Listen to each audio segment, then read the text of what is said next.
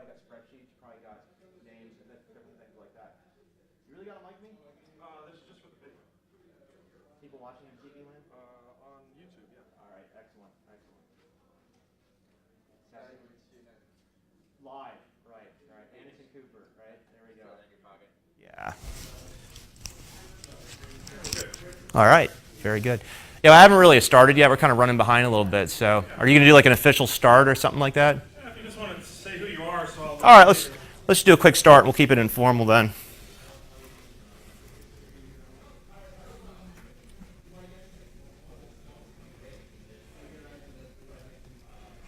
All right, so I'm Ron Gula. I'm the co-founder of Tenable Network Security. I hold the CEO and CTO titles. We got some folks who want to talk about scanning, log analysis, possible replacements for certain vendors. Basically, I brought 200 slides. More than happy to show them. But I actually brought live deployments of our product, doing the log analysis, the net flow, the scanning, the passive discovery, the configuration auditing from about 4 or 5 different networks. So typically I do a quick introduction, and then if you got questions, I'll just kind of drive that because chances are if you ask a question, I'm going to have a bunch of slides to back it up, but I'll show you that before we go forward. So most of you all out there know us for Nessus, right? We're the folks that make the Nessus vulnerability scanner. You can download Nessus from nessus.org. That's our website, tenablesecurity.com, nessus.org. But basically, we've got 3 major products to monitor a network. So Nessus being one. We're going to talk some nuances about Nessus, how you can do patch auditing, configuration auditing, database auditing now, things like that. But we also have a couple other products. One of them is the log correlation engine. The log correlation engine allows you to send netflow, syslog, firewall logs, anything like that. And it's kind of like an intrusion detection log for that. But rather than just looking for intrusion detection, it looks for change, correlated events, statistical anomalies, things like that. I can show you a demonstration of how we can look at monitor firewall logs and tell you when the first time we've seen a log from an IP address on your network, as well as a statistical increase in firewall logs from that IP. Very useful kind of stuff.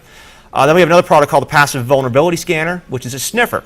You put this between your collision domains, your network and the internet, your network and the internet in the core of your network, and it sniffs all your vulnerabilities.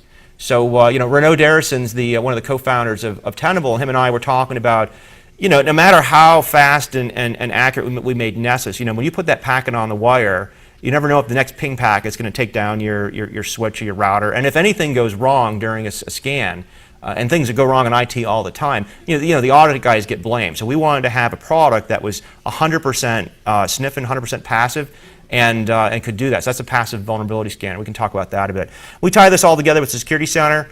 Some people consider the Security Center like a corporate scanning kind of platform, web-based. We can do stuff, but actually you can do log analysis with it, asset discovery, reporting, role-based asset control, things like that. So I'm going to be jumping around a lot. What happens is we live in Security Center for most of these demos. So you're like, hey, where'd that piece of data come from? I'm looking at the log data, but that was log data from Nessus or log data from the passive scanner, or looking at vulnerability data. Was it a patch audit? Was it a passively discovered? Was it a configuration? A lot of times people get, where does this data come from? We try to make that irrelevant so you can do whatever you need to do. And we call all this unified security monitoring. Any questions so far? All right, so I'm just going to hit a few more points in each of these products, and we'll get your questions. So everybody here use Nessus? All right, so a lot of Nessus users. So Nessus, it scans for about 20, 30,000 different checks. I mean, we do have an accurate count, but there's more every day, right? And typically, when you have Nessus and it does a scan, you get results like this. Hey, I found a certain port open, certain web server. Maybe it's identifying some things. Maybe it's not. It's very accurate at what it's doing. We work very hard at trying to make Nessus as accurate and fast as possible. When I talk to people who use Nessus, though, I always ask them, do you give Nessus credentials to actually log into systems and do a patch audit? And a lot of times that's like a hit or miss. some people, I didn't know I had that feature, right? Nessus has full support for a ton of APIs, SMB, WMI, a whole bunch of protocols, Telnet, SSH, we can log in and do that. We just added support for SQL, where you can actually authenticate to SQL, a bunch of different protocols, and log in and do that. And the cool thing is that when you do these kind of audits, it's 100% accurate. When we do a vulnerability scan and we connect to port 22 or we connect to port 80, as much as we think we know what we're doing, we're still guessing, right? We're going to stimulate that service, we're going to get a response, and it's Apache. And even if we're 100% right and we know it's Apache, we might not know that the underlying system is Red Hat and you need Red Hat patch number 2005 to fix that thing, right? So the patch auditing, you have a certain amount of accuracy and a certain amount of reliability you just don't get with your network scan. The thing is, how long does a scan take? I don't care how fast you can write a packet cannon and put packets on the wire. If you're going to do a 65,000 port scan for UDP and TCP, you've got about 120,000 packets you've got to put on the wire. And wait, that's a strain to your WAN, it's a strain to your backbone. With credentials, you just log on. You can ask how many ports are open. And so there's a lot of advantages. So Nessus gives you the option to do both of those things. Maybe sometimes you want to take the hacker audit view. Maybe sometimes you want to have the credentialed corporate IT view. And you can unify both of those things together. Does that make sense so far? All right. So since we're on the host, we got into the business of configuration auditing. Nessus can perform audits for a wide variety of settings. If you're in the federal government, we do FDCC desktop, federal desktop core configuration audits. We also do things like Center for Internet Security. If you just want to do things like, see what the password policy is in all your Windows 2003 controllers, we can do that as well. I have a blog entry at blog.tenablesecurity.com that talks about how a lot of people had to react to this last MS-0868 type of vulnerability. And I said, great, you just scanned 20,000 corporate servers and desktops for MS-0868. Did you happen to audit the password? Because what's more easy to exploit? This remote vulnerable, that was a pretty easy one to exploit. Or just, admin. How do we know what the password policy is there? And I got a lot of people saying, hey, we didn't even think of that. Well, that's why we really say bring this configuration auditing into it. Nessus also has the ability to look at the contents of the hard drive. We have a lot of audit policies to look for pornography, credit cards, spreadsheets that have the word finance or salary in them, different things like that. We are not a DLP vendor. And this is not a main thing that we do, but I have a lot of people who use this feature and love it. So it's really nice to do. What I like to also say, if this is of interest to you, Nessus and our other products are much more accurate at saying there's a server, it's sharing PDFs, and actually analyzing all those PDFs. So if you're really into that, you should probably go look at a DLP. But from an asset classification point of view, we can do a lot of stuff that's going to identify what's on your network. Any questions on Nessus so far? Okay. So we have another product called the Passive Vulnerability Scanner. Like I said before, it's a sniffer. The idea is that we're watching computers talk to each other, and based on that conversation, we're in real time learning about those IP addresses and their vulnerabilities. This works with client-side software. This works with server-side software. This works with just OS identification. It works in a wide variety of different types of networks and topologies. The data that goes into the PBS is the same research team that works on Nessus. So when we do a new Microsoft vulnerability, when we do a new Apple vulnerability, we try to say, hey, can we do a network scan for this? Can we do a credentialed audit for this? Can we do a passive audit for this? Ideally, we can do all three. With something like iTunes, where if you have iTunes at the desktop, or Skype, where you have a network daemon, you have stuff on the disk, and you have stuff on the wire, boy, you can do a really good audit for stuff like that. For something like Internet Explorer, you can only do that by either sniffing traffic or logging on to the box. There's no way to remotely say what kind of browser am I having. So does that make sense? Okay, we can get more into PBS if people want to get into do that. But obviously, real-time change detection, different things like that that PBS does. And then lastly, the log correlation engine. It takes logs, like as I said before, from servers, firewalls, NetFlow, operating systems. There's a wide variety of correlation. I'm not doing it justice. When we actually get into the demos and I can say, here's all the vulnerabilities for this IP address, and let's go look at the logs associated with that, it'll be pretty good. But the thing we're trying to focus with the LCE is to actually differentiate change and compliance issues with actual compromise detection and insider threat. We can do things like, hey, let's look at all the firewall logs, let's tie them to all the users on your network, and then graph that. Hey, why does user A have 5 times as many firewall logs as user B? So we can give you those kind of visualizations and that type of analytical stuff. And again, all this is put together with the Security Center. So questions so far? We were talking ahead of time. I can go into some of the questions we talked, but any questions so far at this point?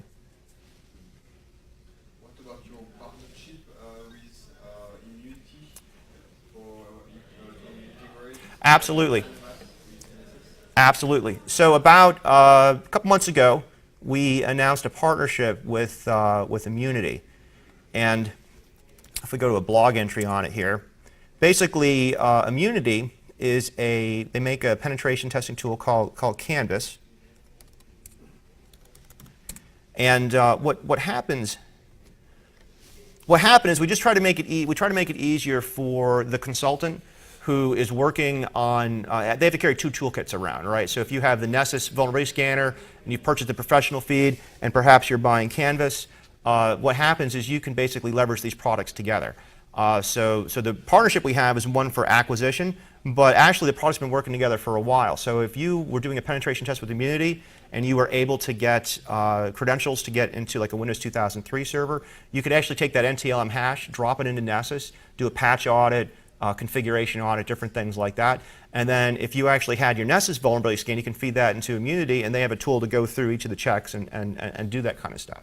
And although we have a partnership with Immunity, I know there's a lot of other vendors and SIMs who import Nessus and do things like that. So we can definitely talk about those if you want. Going on. Does that answer your question? Okay, very good. So, sir, you were talking about enterprise vulnerability scanning before. Do you want to see what that looks like? Do you want to see? All right. So, the Security Center is what I'm logging on to here. Basically, the Security Center allows you to target a network and then gather logs from it via the log correlation engine, passively sniff data with PBS, or put one or more Nessus scanners out there and do active vulnerability scans. So this Security Center that I've logged on to is my demo system. I run this small network, a couple hundred hosts, mostly virtual. What you can do is you can schedule scans. Now, if you're familiar with Nessus, you're going to recognize a lot of these different types of policies, such as a full safe check, Microsoft scans, patch audits, different things like that. But if you're in the enterprise, one of the biggest issues you have with vulnerability scanning, performing configuration audits, is managing credentials. Right? The IT people don't want to give the admin password for the domain controller. Right? The people who run DNS might not want to give out the SSH keys to get on that system. But what you can do is you can actually create policies that combine most of the Nessus features you're used to dealing with, port scans, thorough checks, different things like that. And you can actually specify credentials in the actual policy itself. And when you put these credentials in, whether they're domain, SNMP, or SSH, you can associate them with a policy, or you can actually associate them with an asset. Now, we haven't talked about assets for a second here, but this particular network, I've got a bunch of demo servers on. If I wanted to associate an asset with my Windows 2003 controller, I can just simply come in here. I can type my audit account that I'm using and my password. I could save that and do that. Now, if I gave you access to the ability to use that policy, you would have full credentials to audit your system, but you wouldn't know the password. And then every 30 days, when your corporation changes password, hopefully it's 30 days, maybe it's 90, right? It's a different process. Somebody else comes in, they change that password, but you as an auditor don't need to worry about that. And your system is you can do all your auditing with everything you need to do. Does that make sense so far? It does. Can you make this like a one-time, or does it store it forever? You can make it a one-time. In other words, if I wanted to just add a new scan, and I'm going to do my one-time scan, you can actually, as part of your scan scheduling, let's say I want to do a patch audit and local security checks, you can go down to the options, and then whether it was a Windows or a Unix scan, you could drop your credentials in here. So maybe you have administrator, maybe you have your password, and you could drop that in there. And so you have a lot of ways to leverage credentials, right? You can tie them to an asset, tie them to a policy, tie them to a scan. And then maybe a certain user might not have this. I can go add a user and say, hey, I just created a corporate scan policy A for the DMZ. Guess what? User A doesn't have access to that. So you can have all these different levels of access of who can do the scans. Does that make sense? Yeah. Okay. So now the scan results is what a lot of people want to see. What does it look like? If you're familiar with Nessus, you're going to recognize the Nessus IDs in this user interface, but possibly not necessarily this output. So this is the Security Center. Small demo network, 594 different vulnerabilities. Any query that you're doing here, you can basically export as a PDF, export as CSV. Any query you're doing, you can also kind of save as a previous queries. I don't have any saved queries on this particular demo site, but you can drill down, you can search. Let's say we have some PCI auditing here. Maybe we'll just search for any thing that has the word PCI in this. So we can see so I have my PCI DSS type of audits right there. If I wanted to, I could summarize that by IP address. If you have the asset system going on, clicking on an IP address will pop up your information on who this is. A lot of my customers have, an IP address can be in multiple assets, right? It's in the New York data center, it's a web server, it's different things like that, because you can slice and dice your network however you want. We could jump right into log analysis here if we wanted to. But does that make sense so far? Does that give you a sense of that? Now, something that we can't really do from a demo is just show how easy it is to add a Nessus scanner and scan 10,000 hosts, 20,000 hosts. We have Tenable has a lot of very large enterprise customers that do full credential patch auditing for very, very large numbers of desktops, and they usually do it with maybe 10 to 15 Nessus scanners. It doesn't take a lot. A lot of customers we have in the 3,000 IP, 2,000 IP kind of range, maybe they're doing 1 or 2 scanners just to maybe depending on the topology. Maybe they want that scanner on the other side of a WAN connection, different things like that. To give you a sense of what this looks like in a larger environment, though, we're going to log on to one of our demo sites. Notice the same kind of speed. This particular security center is actually also running the passive vulnerability scanner. At this location, they're monitoring a full T3. If we do an IP summary on this particular network, we can see that they have a lot of hosts, 65,000 hosts. Actually, there's a little bit of virus activity, malware activity. Anytime one of these things talks to each other or spoofs a connection, PBS says, hey, there's a host. I just saw 2 computers talk to each other, right? So we actually go in and look for those kind of things. But if we were going to come in here and just sort maybe by plugin family the type of vulnerabilities that we're seeing, this particular demo university has a number of different things. We're doing some active Nessus scanning, and we're also doing profiling with the passive vulnerability scanner. So you can see that we've passively determined where the DNS servers are. We've had some policy violations. We've had a bunch of different things like that. Just to give you a sense of what a policy violation is, let's just drill into that there. 144 of those. So in this case, we've got an Xbox console, Twitter client. Not that Twitter's bad, but maybe from a corporate point of view, you're concerned about identifying which of my hosts actually are doing Twitter and different things like that. Does that make sense? Does that make sense so far? All right. You recognize pornographic materials? Sure, and at the risk of being a YouTube sensation, let's just click on that and see what we found. So in this case, and basically what we're doing, as I said earlier, we are not a DLP vendor, right? But passively, when we're identifying a web server, we can easily fingerprint, hey, it's hosting PDFs, it's hosting movies, it's hosting FTPs, it's hosting AVIs, different things like that. And why not throw a few dirty words in there? So we have a corporate policy thing that has like about maybe 100, 200 dirty words. You throw that in. Clearly this one, maybe orgasm here, maybe girls, it's that kind of stuff, right? But the cool thing is this. Look at what port this is on. This is a web server on port 25109. That's not a standard web server. So this is a good segue into let's look at the log correlation engine and see what we got on this host. So this particular IP address is a member of many, many different asset groups on this particular demo network.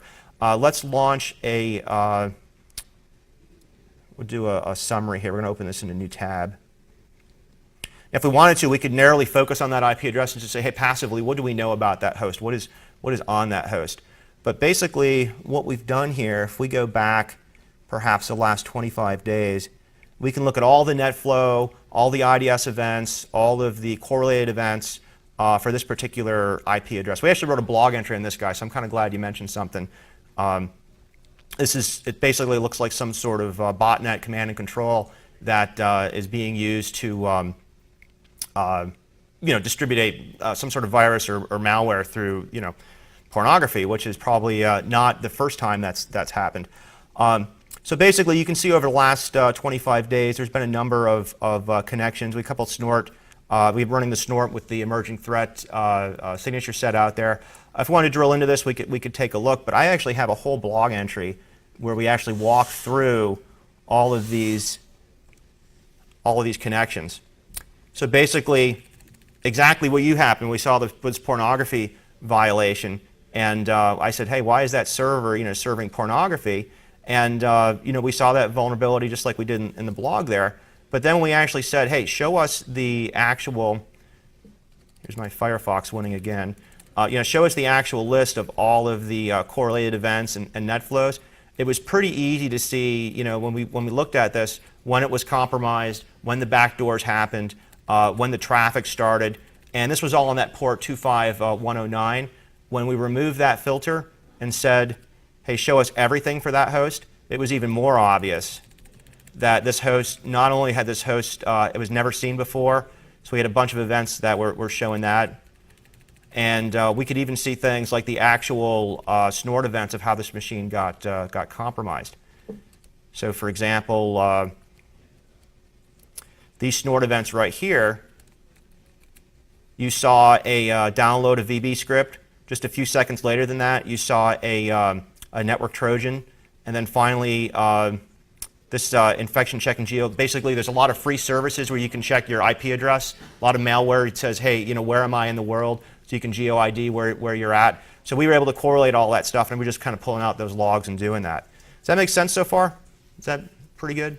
It's pretty standard stuff for the industry, but what Tenable's uniquely brings to the game is we can do all this from one platform, which is pretty exciting. So if we just hit reset here and say, hey, what's going on in this network today? We can do a couple things that are kind of interesting. One of the things that happens is that any log, NetFlow, anything like that comes into us, we automatically categorize to a high-level type. So we have some type events here at backdoor. We have some blacklist connections. We have correlated events, denial of service events, different things like that. And these are all normalized from snort, firewall logs, different things like that. And if we wanted to drill in, we could say, hey, for those 28 blacklist events, what are they? And basically what you're looking at here is a 24-hour graph. This is from March 10th to March 11th. The gray area is 6 p.m. to 6 a.m. Gives you a little visual indication of when things are happening. And basically, we have a couple blacklist events. If you're not familiar with blacklists, what we're doing is we're taking IP addresses from places like SANS, from Arbor, from emerging threats. And these are things of people that are known scanners, known spammers, known command and control. And any log that you have that has one of those IP addresses touches it, it's pretty interesting to note. Now, of course, if you have a bad guy who's scanned the internet, the fact that you got scanned with that bad guy, that's kind of interesting, but you probably knew that already. What's more interesting is that when you have an outbound blacklist communication, one of your computers has reached out to one of these servers. We always try to highlight that. So in this particular case, we had 12 events in the last 24 hours. We need to just go down and look at the raw logs for that. And you can see that these guys are ISC blacklist. This is Internet Storm Center. So we had a bunch of this is logs from, we have an agent that can do sniffing, sort of our own form of NetFlow, and can connect out and do that kind of stuff. And again, the neat thing here is that you can actually say, well, that's pretty cool, but let's just look at that IP address involved and see if there's anything else that we know about that particular host. We don't have any vulnerabilities on that. 8 other events there. If we wanted to actually say, well, let's focus on that particular IP address and just get a picture of everything that host was doing and not filter on just the outbound blacklist events, but to actually come down here and say, tell me everything that host was doing for the past 24 hours.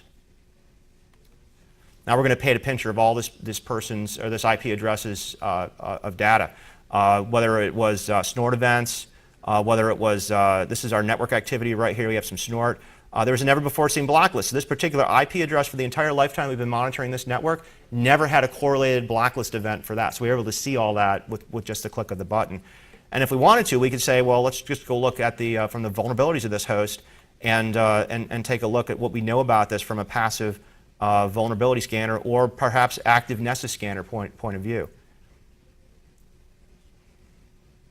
So once we pivot on that IP address, we can just say, hey, let's go look at all the vulnerabilities that we know about this particular host. And passively, this guy hasn't been doing a whole lot. A couple open ports, passive OS detection, a host TTL, we know how far away it is, different things like that. Sometimes you get tons of information here. Sometimes you just get a little bit. Depends on how active the actual host is. Does that make sense so far? Does that make sense so far? What kind of questions do you have, sir? What did you want to see? So we're doing a lot of this stuff now with Q1 Labs. Sure. So and we're using Nessus plugins to feed that. So I just wanted to come see the differences here and Sure. interface. A couple differences. Again, there's a lot of people out there that use the Q1 stuff. What we really try to leverage is the ease of integration, and a lot of times people, they think they have correlation, but a lot of times they just don't know what they can get, right, without really working that hard. So a couple things you can get here. Passively with the PVS, we're doing all of our protocol anomaly detection with packets, not with NetFlow. Most of the Q1 stuff is typically flow-based, right? If it's an FTP, it's on port 21. We're actually not going to do that. We're going to say we want to see the actual FTP protocol banners, gets, and stuff like that, and do that kind of stuff. But then when it comes to something like vulnerability IDS correlation, we support a lot of different intrusion detection systems. So regardless if you're doing PBS vulnerability detection, active Nessus scans, or Nessus credentialed scans, we will automatically build a correlation rule with all the different IDSs out there. Do you have an IDS, sir, that you're using? Not currently. Okay, so if you're using Snort, emerging threat. We're running Snort. Sure. But we're not patching that stuff into Q1. Right, and that's a lot of times I hear people say that they'll set up a SIM and they'll just get 1 or 2 log sources, right, and they're good. We say, look, the really value is when you start smashing firewall logs and NetFlow together, there's a lot of interesting stuff you can see there. We start bringing in system logs, network logs, host logs, scanner logs into one spot, you really can gather a lot of stuff. But so the first thing we try to do is we do the automatic IDS vulnerability correlation. So in this example, about a year and a half ago, there was a Solaris -froot vulnerability. You hit telnet, you do the -froot command, and you get a admin, you get root. And we didn't have to do anything. People out there, all the IDS vendors wrote network signatures. The Tenable research team, wrote a check for that vulnerability. And once that information's in the security center, the correlation automatically happens. So we basically can do alerts like this and do filter in the GUI where basically if you get attacked with something you're vulnerable to, you can get an alert on it. And there's a lot of SIMs and products out there that claim to do this, but a lot of times what they're really doing is they're doing things like removing Windows attacks from Solaris systems. What we're doing is removing Solaris attacks to Solaris systems that aren't vulnerable to those attacks. So your level of alert and false positive rate is much, much, much lower with this tech, and it's automated. Another thing we do is the anomaly detection. Now, a lot of I said the folks like Q1 who started out as NBAD and got into the SIM base, what we've done is applied network anomaly detection to all of our logs. We said if we can do it with NetFlow and TCP traces and stuff like that, we can do it with the log analysis. So in this example, we're looking at all the statistical anomalies for everything that's occurred on the network. So we have firewall logs, login attempts, network traffic, and we can do alerts like this, where we basically say, hey, here's a TNM for some IP address, which is our Tenable network monitor. Basically, hey, I saw a TCP session. And normally this host between 5 a.m. and 6 a.m. has 207. Today we saw 45,000. And this is significantly because it's 111 units of a standard deviation away. What does this mean? Does this mean the Red Army, China hackers are attacking? Or does this mean that your DNS server is just, failed and this is the backup DNS server? All this says is you've had change, right? But the thing is, we'll apply this to SSH login failures. So here's a change automatically profiling all your SSH login failures. We'll apply this to firewall logs. We can even apply this to things like process creation and on the Windows side. So we actually do this type of anomaly detection so you can look at your entire enterprise and say, hey, I've had a statistical increase in something, right? It gives you really good situation awareness, whether you're looking for an insider, a remote hacker, compromised system, or some sort of policy violation. Does that make sense? All right. And then lastly, we have a event correlation language called Tassel, very similar to the NASL language, where we just look for tons of different things. Simple things like logins from external networks. We really alert on never before seen events. We saw in that worm example before, hey, this blacklist event has never occurred before. This is automated. You just send the logs over to us. We automatically figure this out on a per host basis. Very, very useful from a detecting change, or also just, hey, why is my, you shouldn't have change on your perimeter, right? If you in your DMZ, you shouldn't have a change at 3 in the morning, right? So I don't care what IDS you have. I don't care what type of scanning you have. If there's a new process that's running, that's never been run before, and you can't trace it or explain it why, that's very useful. That's the kind of stuff we do. So does that make sense? All right. Sir, did you have other questions you wanted to? Is there like a dashboard view that different people can get? I mean, the detail is what some of the engineers are going to need. Sure. But then there's the auditors and the other people who just have the high level views. Right. So basically, what the short answer is, you can create users such that they only see the information on certain assets that are out there. So when they log in, that initial screen that we were talking about before, they would only see the trend for their network. All right. Now, what that allows them to do is create customized views of their network. So if they want to go in and basically see one query all the time, or keep it in real-time mode, they can do it. Now, we don't have the kind of widgets that you drag around that are pretty popular. We are working on that kind of solution. But what we've really tried to focus on is making sure that all that data that's in one spot is accessible. But the second thing that we do is we make all that data available in reporting. So as you have all these different users, you can actually set up a whole bunch of different types of reports that can be mailed out on a daily basis, right? So if they want to have a quick situation awareness, who are my top 10 login failures, which systems are new, which users are doing the most bad to my network, so to speak. You can get that kind of stuff. We have a little wizard you can generate these reports and stuff like that. So the short, if you're looking for that, like, hey, I want to drag my Flash objects around, we're going to ship something like that shortly, but right now we just don't have that kind of architecture in the product. So that's the other thing you're going to find out with Tenable is that we've been around for about 6 years. The folks that run it, along with myself, are fairly straightforward. We're always going to tell you, we don't do that. We do that. Here's a way to do that. We're not going to do that. So you don't have 4 or 5 layers of some 800-pound gorilla or like a VC-backed type of organization that's going to be pulling the strings. Maybe we'll get into NAC someday. Something like that. We're not going to do that. We give very, very easy answers to things like that. Other questions? Other comments? Could you talk a little bit more about the Tenable network monitor that you mentioned? Sure.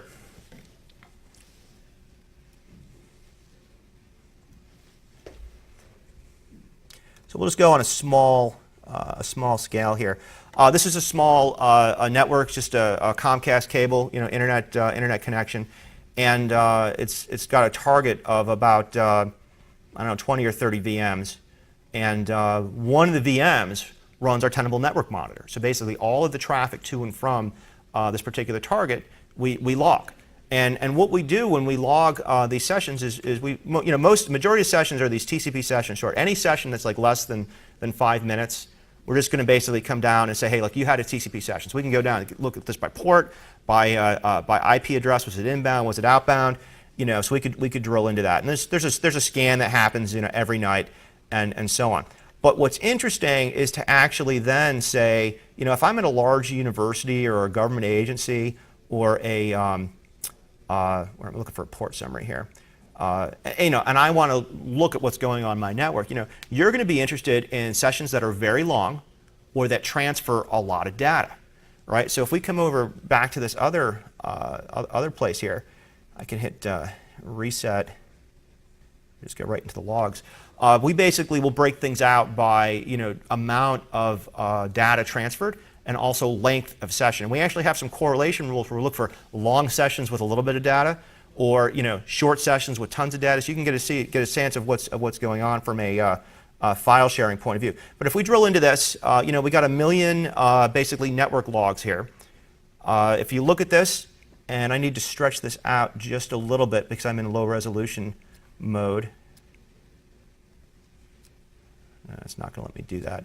But basically, if you look at these, here's a session that lasted for many hours. So we have some high-level buckets. Here's 45-minute sessions and so on. But hey, it would be really interesting? Let's look at all this traffic and what's a good port that's used by people for exploiting these days. A lot of worms that use port 22 to propagate SSH, right? So we're just going to go and filter all that network traffic by port 22. Hey, look at that. We got a couple different hits. And not only that, look at that. We got a spike right there of 1,246 sessions. Let's go take a look at that. So we can drill in there. So the TNM, all it says is I had a session start, I had a session stop. The log correlation engine is taking that data and saying, you know what? Based on the data of what you logged, you had 10 gigabytes of transfer. So let me rename that to a different type of rule. So I got some IP addresses here. Maybe we can come down and say, what's the profile of this? So something that in Tenable we call the good guys the customer ranges. And what we're going to do is say, hey, for all of those events, do a time direction summary. And for that particular filter, port 22 and the IP addresses involved, or for the thing, just do an inbound for an out. And again, that wasn't that interesting. But what you should be looking at here and say, wow, that's pretty fast. That's not something very very slow. Typically, what we deploy these on is like a CentOS or Red Hat type of system, and there's no SQL backend, there's no nothing. One of the big things we say when we go in and we talk to customers is, what's the box count you have for your current SIM, right? Okay, now throw in your current configuration auditing tool. Now throw in your current vulnerability scanning tool, whether it's a service and then we're just going to try to remove that box count. We just want to deal against a Foundstone and an RSA type of deployment, and together they had like about 8 or 9 boxes, and they're replacing that with basically 3 boxes running a bunch of different Tenable products, LCE, PVS, Nessus, different things like that.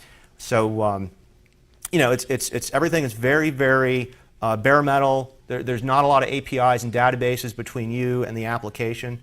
Now I'm going out over the internet, to a system. This particular system I'm logging onto has Snort, the PBS, and the Security Center, and the TNM all running on it. You can see it's pretty zippy, and we're watching a fairly large university. So, other questions? Could you please show us an example of rules for correlation? Sure, sure. So what we do is we have a support portal and an RSS feed where we talk about the various rules that are out there. And I think I lost my.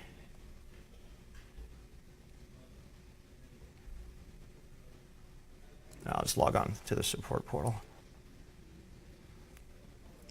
So the rules that are available is it's really two things. The normalization rules we call PRMs. And those are automated. So if we find a bug like in a Cisco ASA firewall, we just push out a new rule and the system gets automatically updated. That's for normalization. That's not really for correlation. But that's the thing that says, hey, I found a login failure, right? So what happens is we used to have about 100 Tassel scripts that did a wide variety of correlation, but they were very product specific, right? If I see the Snort event and this tipping point event, I know these two things together means something, right? And what we did is we actually were able to reduce the number of correlation rules by working at a higher level, just generic types. So I'll give you a good example. Let's look for brute force password guessing. Now this is a good example because what happens is, I got to find it first. If I took a poll and I said, how many login failures does it take to constitute brute force passing guessing? Is it 4? Is it 10? At what point is somebody brute forcing your system? So basically, I always answer that. Look, from a statistical point of view, we'll tell you when you have a statistical spike in login failures. You don't have to worry about that. But if you really want to have some alerting, this is a very simple script. Basically, this guy says go out and subscribe to any login failure event, whether it's the administrator logging onto a Cisco ASA firewall, or whether it's Joe in your domain trying to authenticate to your domain server. All those things are normalized as login failure. And then basically we say, hey, look, every time we get one of these events, we're going to count it, right? And we're also going to count it for the last 24 hours.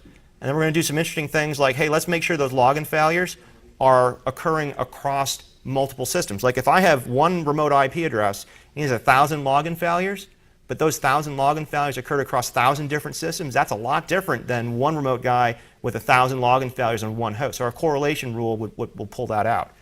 Does that make sense? Now these scripts are, it's the kind of thing where if somebody wants to do something, if they're familiar with Python, if they're familiar with NAS, if they're familiar with Perl, it's very easy to write these things. We have hash tables, we have all the kind of things you would like to do. I talk to a lot of customers who are very frustrated with, hey, I want to just correlate. I want to do something more than correlate if A and B happen within 5 minutes of each other. And it's very difficult to do that in a lot of these wizards where you generate custom events and things there. Let's say you wanted to alert anytime there's a new MAC address that's been added to your network, regardless of the source. So we have a script for that. But basically what happens is we get a lot of feedback from our customers, and whether it's either feature requests for these kind of scripts or ideas for scripts, or from our research sites, when we see different types of compromises, we'll go and we'll write new scripts. So did you want to see a specific type of correlation, or? Okay, not a problem. Sir, do you have any other questions? So I have a question. As far as disk space and retention periods, so especially if you're sucking data off a big network, Sure. you're millions and millions of data points that you're grabbing. So how do you handle? Obviously, at some point you would want to start compressing them, and that's where you're going to start having speed and performance issues with reporting and analysis. So is that easily definable? Yep. And outside of that, what's like compression ratios? Sure.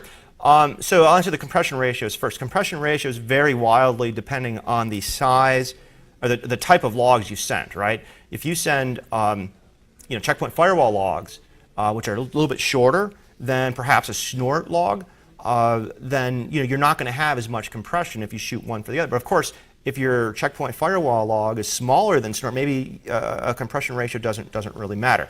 But there's really two things that kind of go sort of in our favor. So the first thing is because we've indexed everything. Let me just show you a quick example. So I got DNS here. I don't think this particular network we're doing DNS queries, but there's another network that I log onto for demos. Let me just search this. So I got 401 refresh in progress events. I'm not a DNS guy. I don't even know what that means. But if we go down, and if I wanted to, I could click on that, and the product would tell me, hey, this is what that rule means. But I'm just trying to show a demonstration of picking an event and searching it. Unlike Google, unlike a lot of log aggregation tools where they actually tell you, hey, just search it, right? You can actually come in here and type in your output filter, the pattern you're looking for. And just because I don't know a good example, I'll pick a port here. So I'll do 508, whoops, 51354. And this could have very well been, our Gula, a login failure that you want to look for SSH or things like that. But because we already index things and compress things way ahead of time, your searches are a lot faster. So see how that came back, and I got everything with 5134. So that's the first thing. Now the second thing is from an architecture point of view, the way we've set things up. Security Center is the item that does the heavy lifting, so to speak. But from a log correlation engine point of view, you can actually point to multiple LCEs and do distributed queries. And the queries happen extremely fast. So in this example, I got 2 LCEs, and I've done a query for the network traffic. You can see that this guy here had a small tail of network spikes. This guy here had some continuous activity. But when you query them together, they just get smashed together. So what happens is that, let's say you've got, 5 or 6 LCEs, and you want to put 20, 30 terabytes of logs for this thing. You don't have to put it through one server. You can put it through multiple LCEs and do that kind of stuff from a centralized point of view. Does that make sense? Yeah. As far as searching, so the search that you just did, how far back is that looking? Is that looking historically? It's gonna go as far back as you want it to. Now my default filter there was 24 hours. Okay. If I said let's go for 30 days, if I've narrowly done that search on those 401 records, maybe for 30 days I only have 20,000 records. So I'm only searching the index thing. So a lot of times what happens with these log search tools, you search the whole thing and they come up with dynamic pattern matches and different things like that. Those searches take a lot longer. But when you're working with the normalized data like we have, you have 2 advantages. One, we're probably not going to keep, from a normalized point of view, things that aren't that interesting, right? So if you, for example, you have MySQL, it's generating a bunch of logs, we're going to normalize the stuff that's really interesting. Starts, stops, errors, reboots, new installs, upgrades, user logons, things like that. If there is a certain type of status message or something like that that's not really important from a SIM or security or compliance point of view, probably going to ignore that, right? Now, if you want to do full log aggregation, we definitely have the ability to feed into something like that. But for the most part, most of what people have a requirement to store and search, the way we do it, people say, hey, I can get to my data a lot quicker when it comes to that. I'll give you a good example. There's a customer of ours had they distribute a lot of online media. I'll put it that way. And one of the things they do is they log all their DNS transactions. So a lot of people have a DNS server with logging on, but they don't enable actual DNS query logging. Anytime you type google.com, there's a log that says, hey, this IP went to Google or did a query for google.com. And they had a couple virus outbreaks, and these viruses did particular DNS lookups. And what they were able to do is go to the DNS logs, and for the last, probably 30, 35 days or so, type in that pattern and search it, and the query took like a minute. And then boom, export as a CSV. I got a list of IPs. I can do some by IP on that, even go in and do an asset summary, all those kind of things I was showing you in the Security Center. So it's very, very easy to get that information. And then actually what they did is they took those IPs, they created a list, and they said, well, let me show all the vulnerabilities for these guys. So it was boom, boom, boom. Probably within a half hour from start to finish, they had a complete audit of which machines probably were doing infected with this particular virus. Does that make sense? Okay. So any other questions? Well, on the main Security Center, Sure. There were 2 options on the left. There was a save as query and save Yeah. as incident. What were those? So pretty much what we do here is the idea is that if you're going to go in and mine this data, you can do two things. I'm going to show it at a different site because this one has some. Let's go back to this one. Basically, the idea is if you want that sort of dashboard sort of look and feel, you can basically have some queries that are saved. Maybe you want to look at all the blacklist events for the last 30 days, and that's the first screen you want to see when you log on. So you can actually go to your queries and say, here's all my private queries, here's all my shared queries, and the only difference between a query and an incident is the time frame. If I want to do something look at all my blacklisted correlated events, for example, and then see for the last 30 days, I don't want to look for a fixed 30 days in time, right? I want to do the last 30 days, the last 7 days, the last open list of things like that. So that's the difference between a query and an incident. And then you can basically have these things public and private. When you create a query, so if I wanted to actually create a query, may want to say this is a query. I get the name here. What's the name? Am I going to share this? What's the description? And the difference is if I have an event, I want to have a distinct time frame with that, so I can go and leverage that at a later date. Does that make sense? Yeah, sure. Okay. So a lot of times when we log on to these sites and maybe we'll have a research customer. A lot of times Tenable gets involved. If there's anybody out there on the internet, if you want to actually work with us, we'll give you a free product as long as you give us free access to the data. But a lot of times it's because they don't have either budget or staff who even understands what is NetFlow or how to even set up a snort or something like that. But a lot of times what we'll do is we'll go in and say, hey, look, IP address 1.1.1, serving porn, got a virus, scanning you really need to shut them down. We'll just create a ticket so that one of these queries and say, hey, go here, you can see all the logs, all the proof you need, and so on. And it's the same kind of system over on the vulnerability side. And vulnerabilities, you get a little bit more workflowish, where you can say, hey, all the computers who have this vulnerability, you need to fix it by Friday, or maybe all the computers who have this vulnerability but aren't on these certain asset lists. It's a way to do false positive management, suppress results, different things like that. So, cool. Other questions, other comments? As far as incident response and assignments and links into any other ticketing systems, Sure. How do you guys manage that? So we don't have like a lot of links into ticketing systems and whatnot, but what you can do is you can hard code a URL based on an IP address. So I don't think I have a specific example of that. Maybe I do. But basically, as an administrator, let's say you had a corporate asset system, a corporate ticketing system. Let's say you had like Squeal or some sort of web interface to snort or something like that. If you knew the IP address and there was a URL to kind of hard code getting into that thing, you can drop that URL into the security center, and then when you click on certain things, you'll get to see that, and these links will be right here. Some of the blog entries and video demos I have online at nessus.org, I actually have like links out to like MaxMind and stuff like that. But I have a couple customers where they have. I have this one university down south that has they had a bunch of students. They had a proprietary asset management system, right? But basically, the URL to get into this thing, one of the fields was an IP address. It gave you everything that they knew about that IP address. So they were able to not only pull data out of that to build asset lists in the security center, but they were also able to log in and get the proprietary who owns this, what building is it in, different things like that. Does that make sense? Mm-hmm. Okay. All right. Any questions? So all of these products function standalone, right? The LCE, the PBS, and then the security center essentially ties them all together. Right. So, obviously if you're a Nessus user and you want to run Nessus, we have a client for that. We support, there's a lot of active development there. But from an enterprise point of view, most of our customers, buy the security center and Nessus, because that's a lot of times how people come to us, but they'll extend us into the log analysis space or the passive space.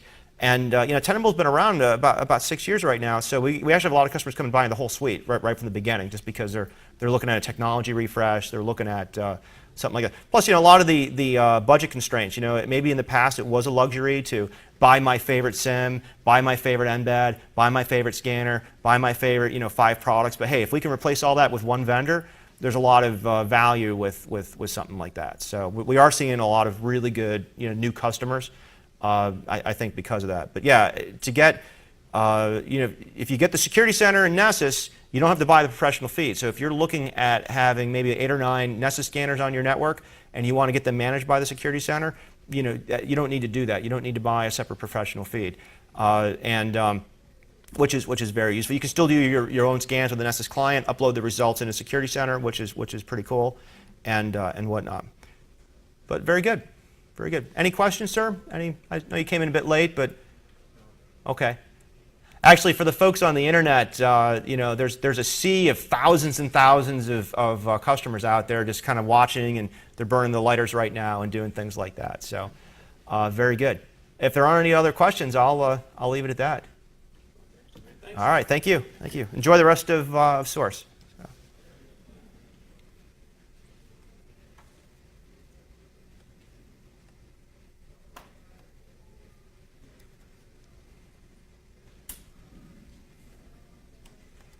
And the tape's still running, so don't say anything about anybody. Political parties, product vendors, speakers.